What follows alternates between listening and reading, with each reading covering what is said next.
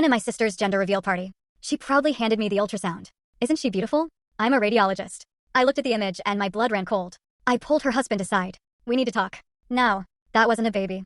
I watched my sister, glowing in a sea of pink balloons, raising a glass to the baby she dreamed of for 6 long years. But as I held her ultrasound photo, a wave of icy dread washed over me, because what everyone else saw as a miracle, I knew was a monstrous lie. It was a gender reveal party, you know? The kind where every surface twinkles with glitter and baby pink ribbons. My mom had gone all out. Streamers cascaded like cotton candy, and this huge banner declared, "It's a girl." Everyone was there, 37 guests, laughing, sipping champagne, just radiating pure, unadulterated joy. My dad, chest puffed out with grandfatherly pride, was already talking about college funds. "This one's a keeper," he'd boomed earlier.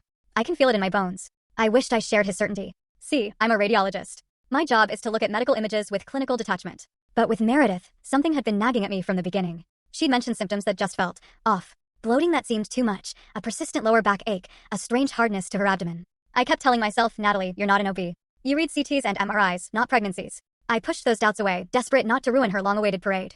I stood by the kitchen, nursing a sparkling water, trying to force a smile. Meredith had tried to conceive for 6 years. 6 brutal years of fertility treatments, miscarriages, and shattered hopes. I remembered those 2 a.m. phone calls, her voice raw with grief after another failed cycle. The baby shower she'd planned at 8 weeks, only to cancel it when the bleeding started. The hollow ache in her eyes every time someone else announced a pregnancy. When she finally whispered that she was pregnant again, her voice was so fragile, like speaking too loudly might jinx it all. "I'm scared to believe it," she'd confessed. "Every time I go to the bathroom, I expect to see blood." But the weeks passed. The first ultrasound showed a heartbeat.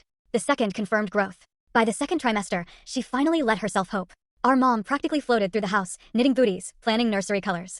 I watched Meredith transform. The anxiety lines on her forehead softened. She started sleeping through the night. Derek, her husband, said she'd stopped checking for spotting every hour. For the first time in years, she was genuinely at peace. Their fertility journey had nearly destroyed them. I knew things most people didn't, the secrets Meredith shared in the dark of night. How Derek once suggested a break after the 4th miscarriage, and how she saw it as him giving up. The couple's therapy that became screaming matches. The night he packed a bag, gone for 3 days. But this pregnancy, it had healed something between them.